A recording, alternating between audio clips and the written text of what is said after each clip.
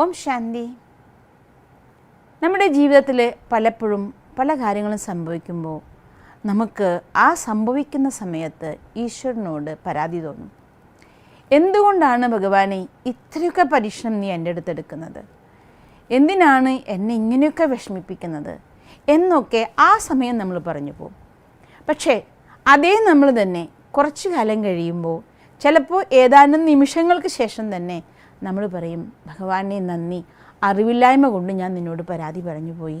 ഇതെന്നെ രക്ഷിക്കാൻ വേണ്ടിയായിരുന്നു, അല്ലെങ്കിൽ ഇതെന്നെ സഹായിക്കാൻ വേണ്ടിയായിരുന്നു എന്ന് എനിക്ക് മനസ്സിലായില്ല. അല്പബുദ്ധിയായ എന്നോട് ക്ഷമിക്കണേ, ഈ അനുഗ്രഹം എന്നും ഉണ്ടാവണേ എന്നൊക്കെ പറഞ്ഞു പോകാറുണ്ട്. ഇങ്ങനത്തെ അനുഭവങ്ങൾ ഒരുപക്ഷെ നിങ്ങൾക്കും ഉണ്ടായിട്ടുണ്ടാവും. ഇന്ന് അങ്ങനെയുള്ളൊരു അനുഭവത്തിൻ്റെ ആധാരത്തിൽ നമ്മുടെ ജീവിതത്തിൽ എന്ത് സംഭവിക്കുമ്പോഴും അതിൻ്റെ ബാക്കിൽ ഒളിഞ്ഞിരിക്കുന്ന നന്മയെ മനസ്സിലാക്കണം എന്ന് മനസ്സിലാക്കാനുള്ള ചെറിയ കഥയാണ് നമ്മൾ ഇന്ന് പഠിക്കുന്നത്. ഒരു വലിയ ധനികനായ വ്യക്തി, അയാൾക്ക് ഒറ്റയ്ക്ക് കടലിൽ ഏകാന്തതയിൽ പോകാനും കടൽക്കാറ്റ് കൊള്ളാനും വേണ്ടി ഒരു ബോട്ട് ഉണ്ടാക്കി. അങ്ങനെ ഒരു ദിവസം നല്ല മുഹൂർത്തം നോക്കി അയാൾ ഒറ്റയ്ക്ക് ആ ബോട്ടിനെ കടലിലിറക്കി കടലിലൂടെ യാത്ര ചെയ്തുകൊണ്ടിരുന്നു. കുറച്ച് സമയം കഴിഞ്ഞ് കടലിൻ്റെ ഉൾക്കടലിലേക്ക് എത്തി കടൽക്കാറ്റും കൊണ്ട് ഏകാന്തതയിൽ ഒരുപാട് ആനന്ദിച്ചുകൊണ്ടിരിക്കുകയായിരുന്നു അദ്ദേഹം. പെട്ടെന്ന് കടലിൻ്റെ ഭാവമാകെ മാറി, ആകാശത്ത് മേഘങ്ങൾ ഉരുണ്ടുകൂടി, കനത്ത മഴയും ഇടിമിന്നലും കാറ്റും കോളും ആകെ ഇളകി മറിഞ്ഞു കടൽ. ഒരു വലിയ ഇടിമിന്നൽ ബോട്ടിലേൽക്കുകയും ബോട്ട് കത്തി തകർന്ന് അദ്ദേഹം അതിൽ നിന്ന് ഒരു വിധേന ലൈഫ് ജാക്കറ്റൊക്കെ ധരിച്ച് ചാടി രക്ഷപ്പെട്ടു. അങ്ങനെ നീന്തി നീന്തി നീന്തി അദ്ദേഹം പതുക്കെ കുറേ സമയം നീന്തി കഴിഞ്ഞപ്പോൾ അദ്ദേഹം ഒരു തീരത്ത് അണഞ്ഞു. അങ്ങനെ കരയ്ക്കണഞ്ഞ അദ്ദേഹം നോക്കുമ്പോൾ അതൊരു വിജനമായ ദ്വീപാണ്. വളരെയധികം വിഷമിച്ചു. ആ ദ്വീപിൽ കുറേ നേരം ആ തീരത്തിരുന്നു. സന്ധ്യ കഴിഞ്ഞു, രാത്രി കഴിഞ്ഞു. പിറ്റേ ദിവസം പ്രഭാതമായി. ഒന്നും ചെയ്യാനില്ല, ആരും രക്ഷയ്ക്കെത്തുന്ന ലക്ഷണമൊന്നും കാണുന്നില്ല, കണ്ണെത്താവുന്ന ദൂരത്തിലൂടെ ഒന്നും കാണുന്നില്ല. അങ്ങനെ വളരെ വിഷമിച്ചുകൊണ്ട് ആ ദ്വീപിൽ അദ്ദേഹം കറങ്ങി നടന്നു.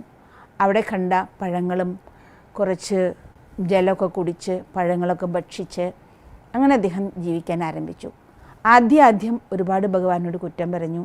ഞാൻ എല്ലാവരും സഹായിച്ചിട്ടല്ലേ ഉള്ളൂ, എന്നും എല്ലാവരും സഹായിച്ച് എനിക്ക് ഇങ്ങനൊരു വിധി എന്തിനാ തന്നത്? അങ്ങനെ മൂഡ് ഓഫായി. പിന്നെ അദ്ദേഹം തിരിച്ച് ചിന്തിക്കാൻ തുടങ്ങി, എന്താണെങ്കിലും ശരി, എൻ്റെ ജീവൻ തിരിച്ചു തന്നല്ലോ, കുറച്ച് ദിവസം കഴിയുമ്പോൾ എന്നെ ആരെങ്കിലും രക്ഷിക്കാതിരിക്കില്ല, വീണ്ടും എനിക്ക് എൻ്റെ ജീവിതത്തിലേക്ക് വരാൻ പറ്റും. അങ്ങനെയൊക്കെ ഉത്സാഹഭരിതനായി തിരിച്ച് ചിന്തിച്ച് സന്തോഷത്തോടു കൂടി ആ ദ്വീപിൽ കുറേ കാലം ജീവിച്ചു. അങ്ങനെ കുറേ മാസങ്ങൾക്ക് ശേഷം അവസാനം അദ്ദേഹം വിചാരിച്ചു, ആരും ഇവിടേക്ക് എത്തുന്നില്ല, ഇനി എന്തായാലും ശരി, ഞാൻ ഇവിടെ പെട്ടുപോയി, ഇനി ഞാൻ ജീവിക്കുന്ന കാലഘട്ടം എനിക്കായി ഒരു കുടിലുണ്ടാക്കട്ടെ. അങ്ങനെ അവിടെ കിടക്കുന്ന തടികളൊക്കെ അദ്ദേഹം വലിച്ചു കൊണ്ടുവന്ന് ചെറിയൊരു കുഞ്ഞു കുടിലുണ്ടാക്കി. അന്ന് രാത്രി ആ കുടിലിൽ അദ്ദേഹം തയ്യാറാക്കിയ പുൽമെത്തയിൽ കിടന്നുറങ്ങുമ്പോൾ ഈശ്വരനോട് നന്ദി പറയായിരുന്നു. എത്രയോ ദിവസങ്ങൾക്ക് ശേഷം ഇന്ന് ഞാൻ നിർമ്മിച്ച ചെറിയ കൂരയിൽ ഞാൻ ഇന്ന് ഉറങ്ങുകയാണ്. ഭഗവാന് നന്ദി, ഇങ്ങനൊരു സ്ഥലത്ത് ഉറങ്ങാനുള്ള സൗഭാഗ്യം, ഒരു ചെറിയ മേൽക്കൂര എനിക്ക് വീണ്ടും അങ്ങ് തന്നല്ലോ. അങ്ങനെ അദ്ദേഹം പ്രാർത്ഥിച്ചുറങ്ങി. ഏതാനും നിമിഷങ്ങൾ കഴിഞ്ഞില്ല, പെട്ടെന്ന് ആകാശം ഇരുണ്ടു. വീണ്ടും കനത്ത മഴ വന്നു, കാറ്റ് വന്നു, ഇടിമിന്നൽ വന്നു. ഒരു ഇടിമിന്നൽ അദ്ദേഹത്തിൻ്റെ ആ ഒരു മരം കൊണ്ടുണ്ടാക്കിയ കുടിലുമ പറ്റി. അദ്ദേഹം എങ്ങനെയോ കുടിലിൽ നിന്ന് പുറത്തേക്ക് ചാടിക്കിടന്നു. പക്ഷേ ആ കുടിലെല്ലാം ആളിക്കത്തി ഭസ്മമായി പോയി. വളരെ സങ്കടത്തോടെ വിഷണ്ണനായിക്കൊണ്ട് അദ്ദേഹം നിലത്തറയിലിരുന്നു കൊണ്ട് ഭഗവാനോട് പറയാണ്, എന്നാലും ഞാൻ എങ്ങനെയോ കഷ്ടപ്പെട്ടൊരു ചെറിയ കുടിലുണ്ടാക്കി, ഒരു കൂര എനിക്ക് വേണ്ടി തയ്യാറാക്കിയപ്പോൾ നീ അതിനെ പോലും എനിക്ക് വേണ്ടി തന്നില്ലല്ലോ. എന്തുകൊണ്ടാണ് നീ എന്നോട് ഇത്ര ക്രൂരത കാണിക്കുന്നത്?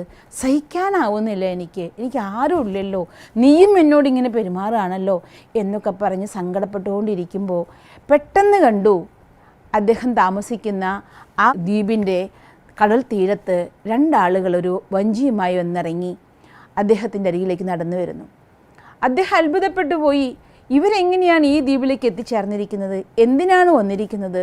അങ്ങനെ അത്ഭുത വരതന്ത്രനായി നിൽക്കുന്ന അദ്ദേഹത്തോട് വന്നു ചേർന്ന രണ്ടാളുകൾ പറഞ്ഞു, ഇവിടെ തീ ആളിക്കത്തിന് കണ്ടപ്പോൾ ഞങ്ങൾക്കൊരു കാര്യം മനസ്സിലായി, ഇവിടെ ആരോ ഈ ദ്വീപിൽ, വിജനമായ ദ്വീപിൽ ഒറ്റപ്പെട്ടിട്ടുണ്ട്.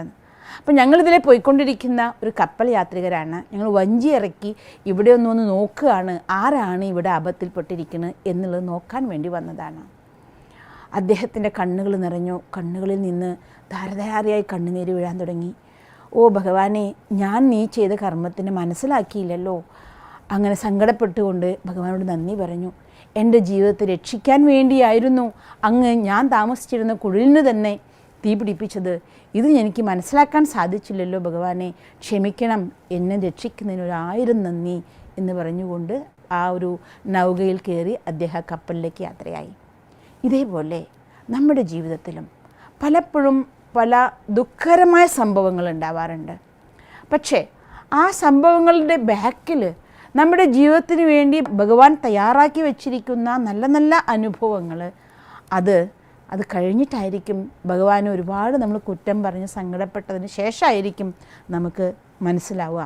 നിങ്ങൾക്കും നിങ്ങളുടെ ജീവിതത്തിലും ഇതുപോലെ ഒരുപാട് നല്ല നല്ല അനുഭവങ്ങൾ ഉണ്ടായിട്ടുണ്ടാകും. ഈശ്വരൻ എന്ത് നമുക്ക് തരുമ്പോഴും ഈശ്വരനോട് നന്ദി പറയണം. ഏതവസ്ഥയിലും മനസ്സിനെ ശാന്തമാക്കിക്കൊണ്ട് ഭഗവാന്റെ ഓർമ്മയിൽ ജീവിക്കാൻ നമ്മൾ പഠിക്കണം. അപ്പോൾ നമുക്ക് ഭഗവാൻ തരുന്ന കാരുണ്യത്തിൻ്റെ അനുഭൂതി ചെയ്യാൻ സാധിക്കും. ജീവിതത്തിലൊരു ലെസനായിട്ട് നമുക്കത് മാറും. നിങ്ങൾക്കും ഇത് പഠിക്കാനും ഏതവസ്ഥയിലും ഭഗവാനെ സ്നേഹിക്കാനും ഭഗവാനോട് നന്ദി പറയാനും സാധിക്കട്ടെ.